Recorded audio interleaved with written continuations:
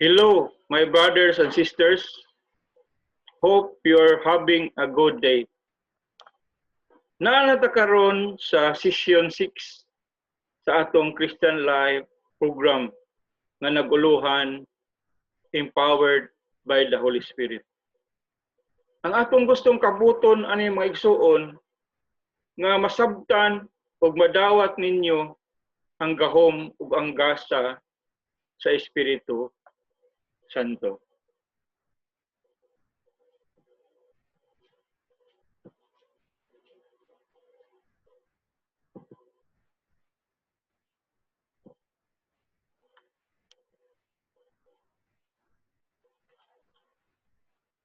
Empowered by the Holy Spirit.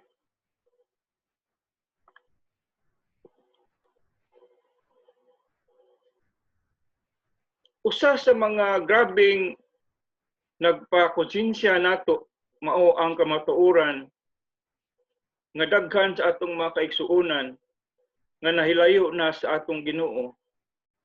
Unya wala sila'y grupo nga makasupport sa ilang pagtuo.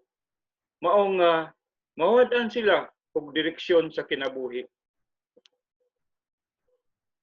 Kung atong tan-awon maigsuon ang mga Kristiyanos karon, luya ug murag walay kinabuhi. Kulang sa gahom ug sa pagka-epektibo.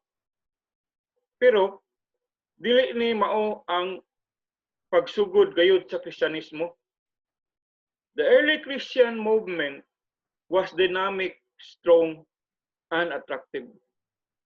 Sa unang panahon, jutay ra kayo sila apan pero ilang nakangker ang tibuok Roman Empire. Kining maong power gikan ni sa Holy Spirit.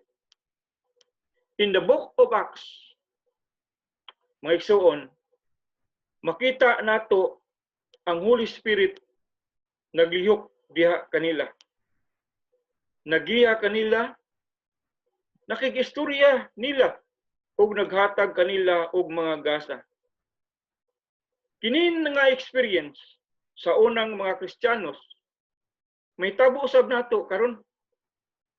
We will experience the same vigor and dynamism in our faith once we are able to understand fully how the Holy Spirit works in our Christian life.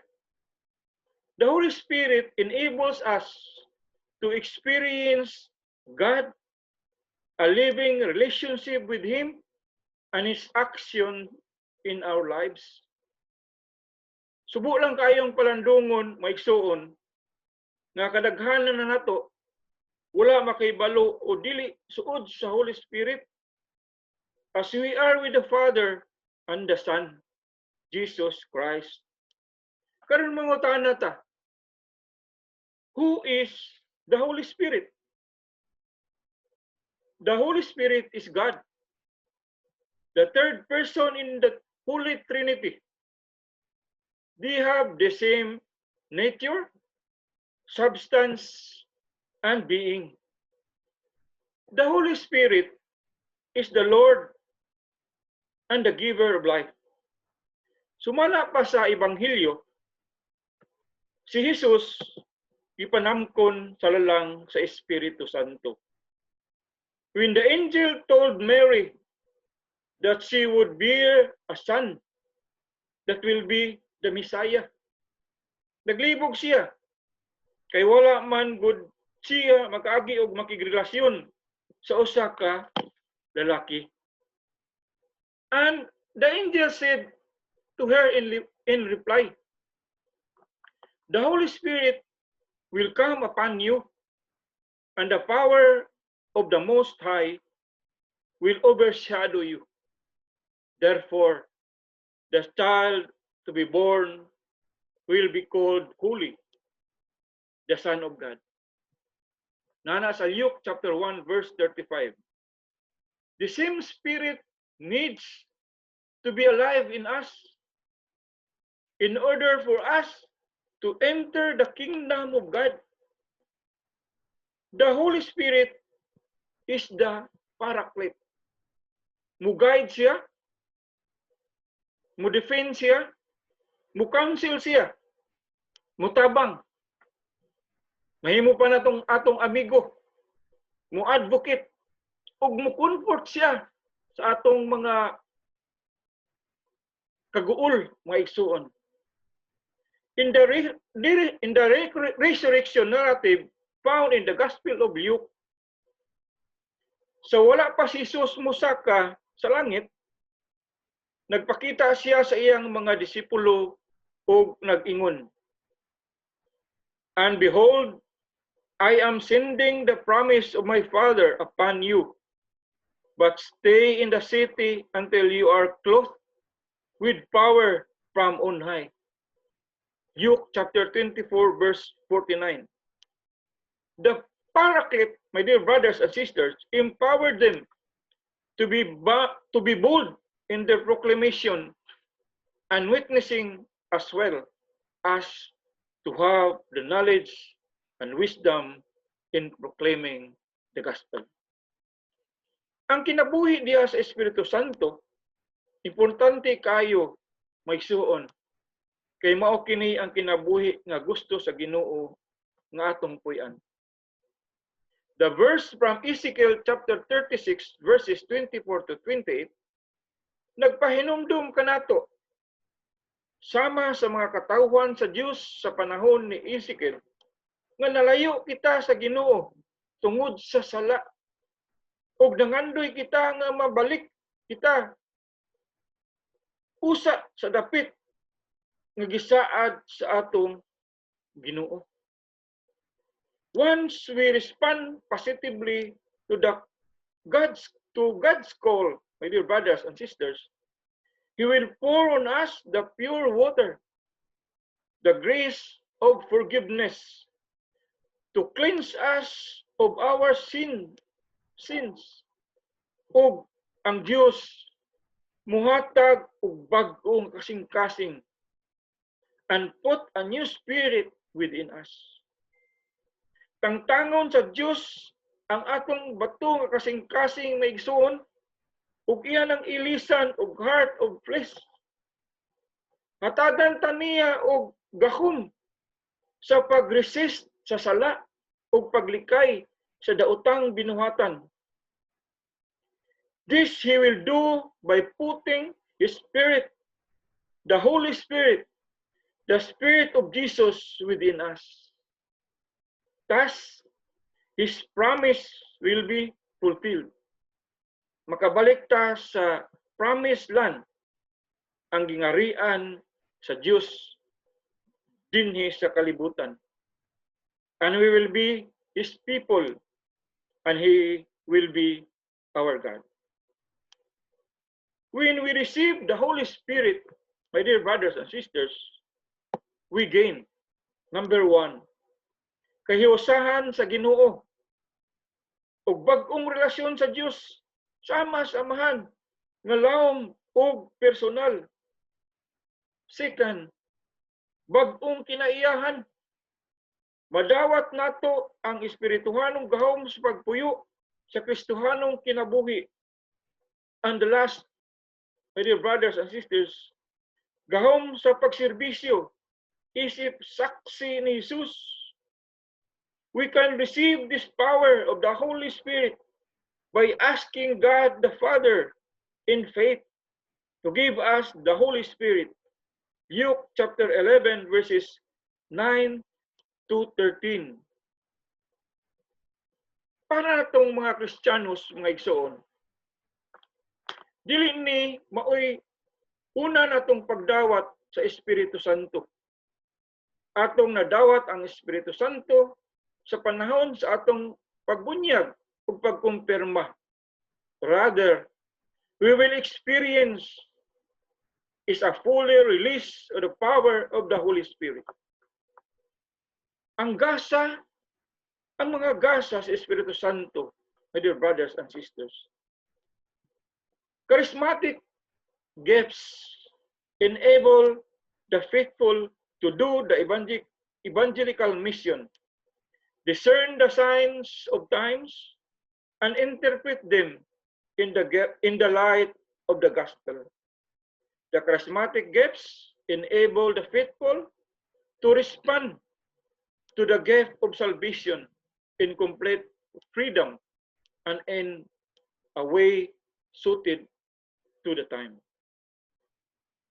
My dear brothers and sisters, in Couples for Christ, we specifically ask for the charismatic gifts in 1 Corinthians chapter 12 verse 1 and verses 4 to 11. There are two teaching gifts, wisdom and knowledge. Teaching gifts, brothers and sisters, is a gift that teaches about God and His kingdom. Wisdom, concerned with the best way to live, and the knowledge, inspiring someone to speak an understanding of a truth of the mystery of Christ. There are three sign gifts: faith, healing, and miracles. Sign gifts, brothers and sisters, they call attention to God's reality, and so they bring people to the knowledge of God. And faith, special spiritual gift of prayer with a God-given confidence, and it produces extraordinary results. Healing, cures that science cannot explain. Miracles, the Spirit works through them to produce works of power, to produce things for people to be astonished at, to produce miracles.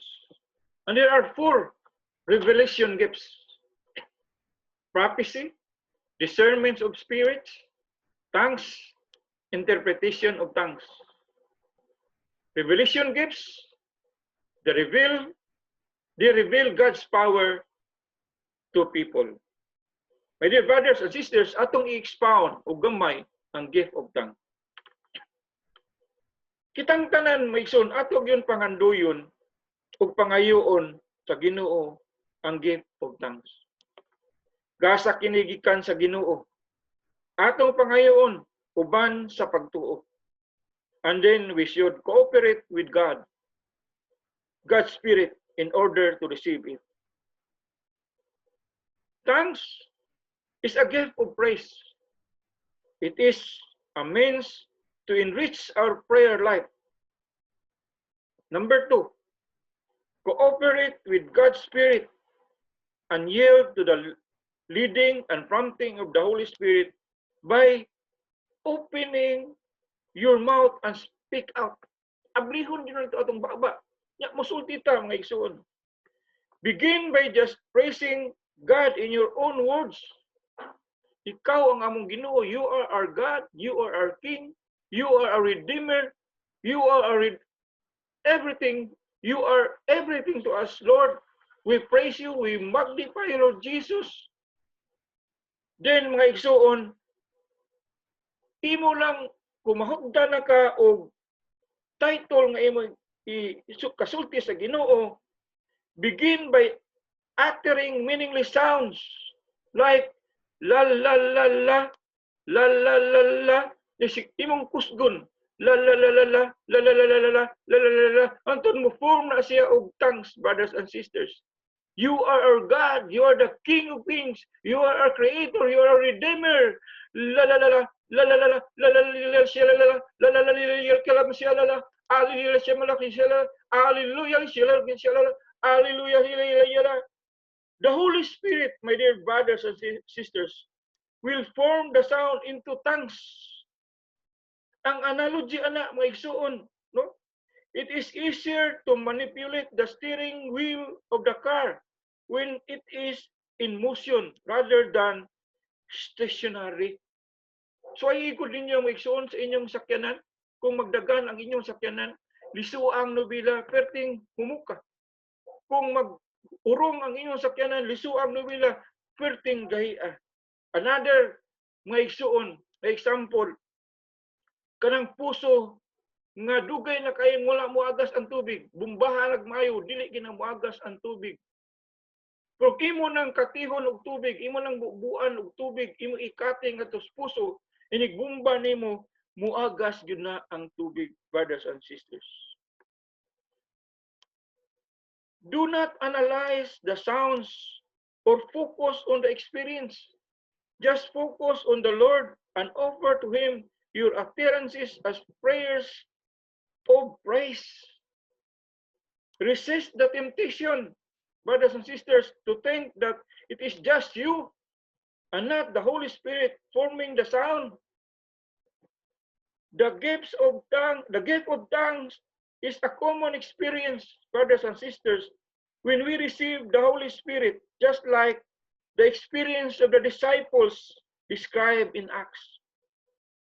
But unlike the other spiritual gifts, tongues is a gift that may not immediately manifest, and it is okay. Dili ta mag-expect o dili nato pugson ang atong kagalingon nga makuha nato ang gift of tongue. Ang Espiritu Santo ra maoy magbuot kung ihatag niya ang gift of tongues o dili ba. Aduna ko experience ani mga igsoon sa panahon nga ako pareha pa ninyo nagkuha og Christian Life program during sa among receiving of the Holy Spirit. Wala gyud musud nako ang gift of tongue. Wala gyud ko'y gifts bisang usa nga lisod diri sa ako during pray over. Pero sa diha na nga nasakit ang akong anak og measles, ni complicate og maayo, nagpilit iyang bakba, di na siya kaginawa, midaan mo sa ospital. Pag-abot sa ospital, gi-oxygen siya kaya di man sa kinawa. After 2 or 3 days, naigsuon, naingon siya dako nga di na gyud siya kaginawa. Wala na gyud hangin musud gikan sa oxygen. So ang Holy Spirit, ang Ginoo maigsuon. Grabe kayo, di gyud mo pabaya. Kung sa iyang gibuhat nako, iya kong gipaluhod, dikalit kog luhod. Akong gibangga akong agtang sa akong anak. Og nagiguha akong gift of tongue. We praise you, we glorify you, Jesus. You are our King, you are our Lord. You are the best doctor. Hallelujah, Jesus, we praise you. Yala, shala. Giguha ang gift of tongue, brothers and sisters. Wala kaabot og 1 minute maigsuon. Ang hangin, hinahinay og sud sa ilong sa akong anak. Hangtod ni sud ni normalize ang breathing, ang paginawa sa akong anak. Nya wan siya mag-oxygen. Muna maigsuon nga once we receive it, it can have great consequences in our spiritual life. Labi na sa atong prayer and worship, brothers and sisters. Enkindling the gifts and power of the Holy Spirit. Ang gahom ug ang gasa naa na nato sa diha nga gibunyagan ta ug nahimo ta nga Kristiyanos. Gipalig-on ni siya sa sakramento sa confirmation. The enkindling of the gifts and power of the Holy Spirit will be in a form of a pray-over session. Your facilitators will lay hands on you to pray for you, especially about your concerns and the gifts you wish to receive. This pray-over is basically, my dear brothers and sisters, between you and God. This is not baptism, not even second baptism. This is a prayer session for a fuller release of the power of the Holy Spirit. Lain-lain ang mga kasinatian nga may tabo ninyo. Do not seek a particular kind of experience. Just turn to the Lord and receive a new life of the Holy Spirit. We enkindle through, number 1, strengthening prayer, study of the sacred scriptures and sanctify in daily life. Second, wholehearted service in and through purpose for Christ. And the last one, active participation in the bigger church. So my dear brothers and sisters, in conclusion, ang Ginoo nitanyag kaninyo og bag-ong kinabuhi. Kining bag-ong kinabuhi diha sa Espiritu Santo, normal ni siya sa kastuhanong kinabuhi. It is the authentic Christian life. Gipangandoy ni sa Dios para sa tanan. Thus, we need to open it.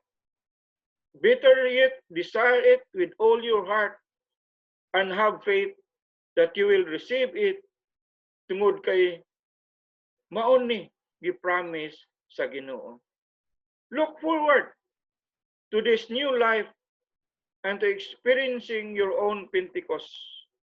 And remember, my dear brothers and sisters, that there is no Pentecost without the Virgin Mary.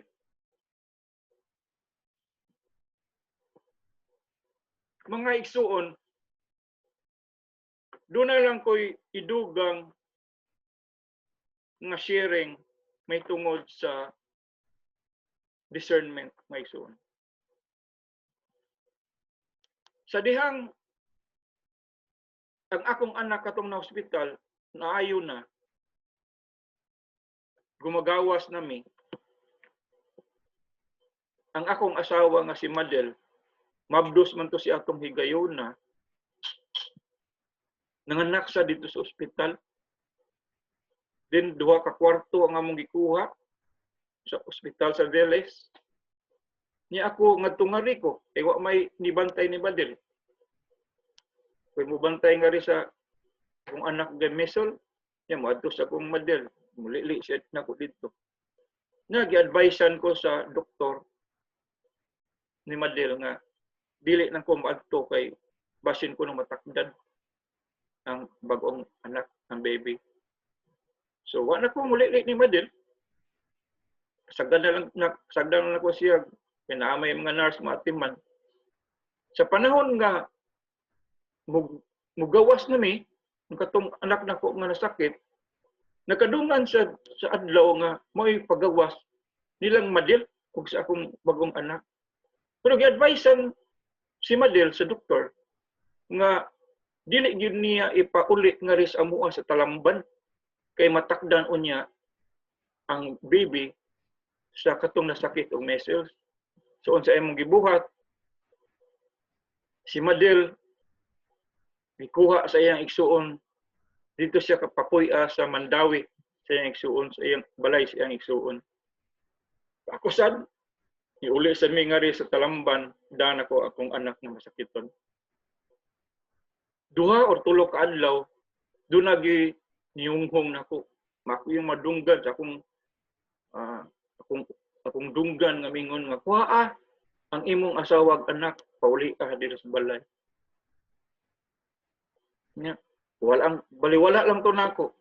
Pagsunod na sad, na nasa niyunghong nga kuha lagi, pauli mura man kag dili couples for Christ. So, pagkaugma, pagkahapon akong giadto akong asawa, akong anak dito sa Mandawi, ang bagong anak, baby. Akong giingnan akong asawa si Madel nga manguli lang ta sa balay. Dili gyud muli si Madel kay mahadlok laging matakdan ang baby. Yan namugos man gyud ko. Nga igsuon, namugos gyud ko nga akong iuli. Sus, way nahimo si Madel ikuyog ni uli. Pag-abot na mo diri sa balay, mga alas 4 o alas 3 ba to sa hapon.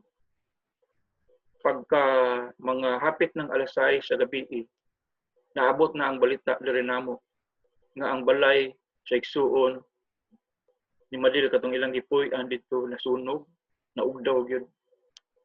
Wa gyud sila nada nga gamit basta ang ilang auto na apil o kasunog.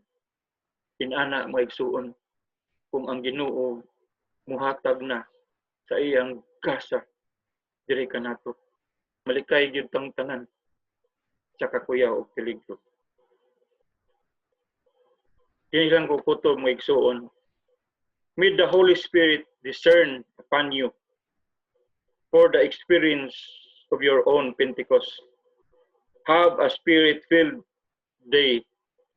Thank you, and God bless us all.